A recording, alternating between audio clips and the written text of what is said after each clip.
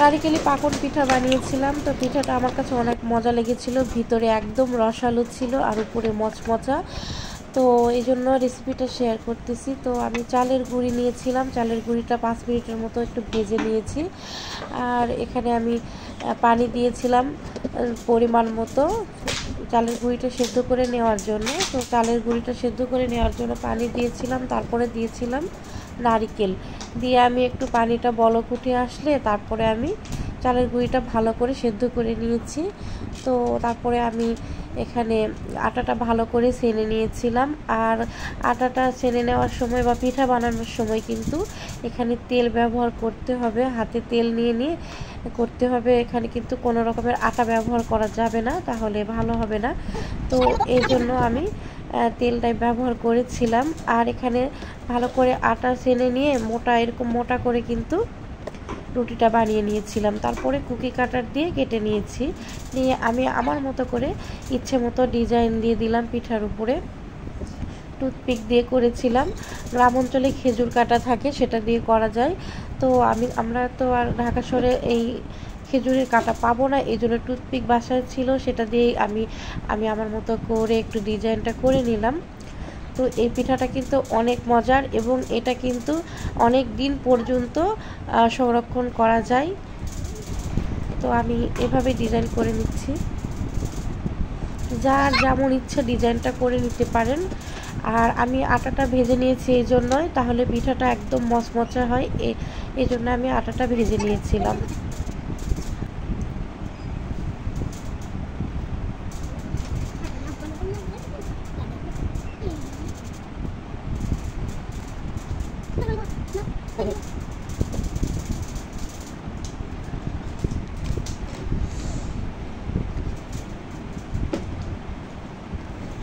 যেহেতু নারকেল দিয়েছি এই জন্য পিঠাতে ডিজাইন করতে একটু সমস্যা হচ্ছিল, নারকেলটা বেঁধে যাচ্ছিল টুথপিকের সঙ্গে।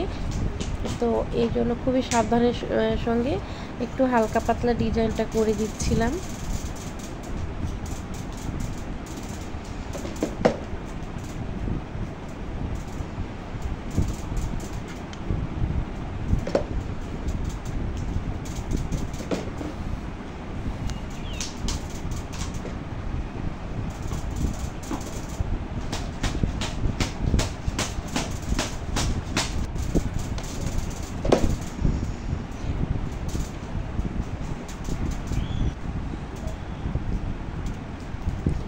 তো আমি কাঁটা চামচ একটু ব্যবহার করলাম ডিজাইনটার জন্য।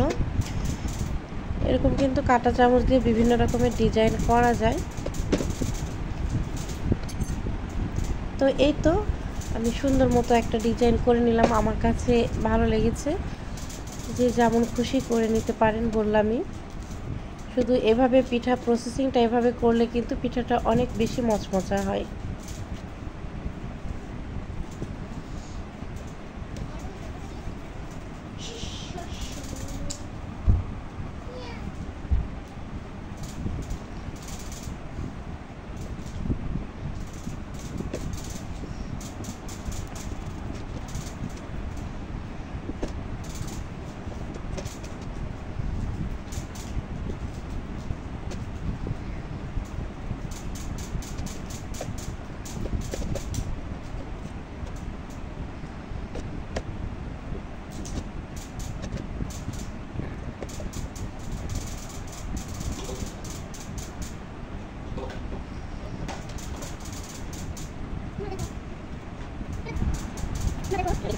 আমি আবারও একটা ডিজাইন করলাম আমার মতো করে, যেটা আর কি মনের ইচ্ছা হয়েছিল, সেটা সূর্যমুখী একটা ফুলের মতো করেছি।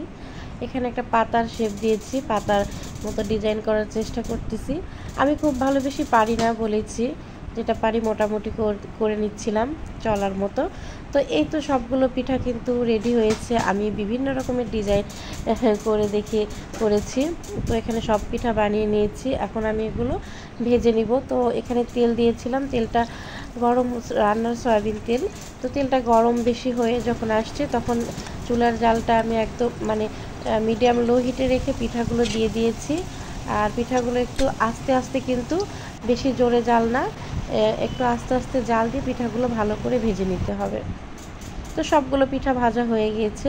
তো সব পিঠা ভেজে রেখে আমি এখন এখানে দিয়ে দিচ্ছি পানিটা, গুড়ের পানিটা একটু করে নিচ্ছি, জাল করে নিচ্ছি। তো আমি এখানে গুড় দিয়েছিলাম আর একটু চিনি দিয়েছিলাম, মিক্সড করেছিলাম। তো আর দিয়েছিলাম ছোটো এলাচ দিয়ে আমি এই গুড়টা ভালো মতো জাল করে নিয়ে যখন একটু এক তারের মতো হয়ে আসছে, আঙুলে নিয়ে দেখেছি, তখন আমি এই জালটা বন্ধ করে দিয়ে আমি এটা এখন চুলার হিট একদমই না রেখে যখন এই গুড়ের পানিটা একদম মানে উষ্ণ উষ্ণ ঠান্ডা গরম ছিল, তখন আমি এই পিঠাগুলো কিন্তু ভিজিয়ে দিয়েছিলাম। 2 মিনিটের মতো নাড়াচাড়া করে উঠিয়ে নিয়েছিলাম। এভাবে কিন্তু এই পিঠাটা কিন্তু অনেক দিন পর্যন্ত সংরক্ষণ করে রাখা যায়। ঠান্ডা হওয়ার পরে এয়ারটাইট বক্সে করে রেখে দিলে কিন্তু সুন্দর মচমচা থাকে। তো আশা করব ভিডিওটা ভালো লেগেছে, আর ভালো লাগলে প্লিজ লাইক, কমেন্ট, শেয়ার করবেন। আল্লাহ হাফেজ, সবাই ভালো থাকবেন।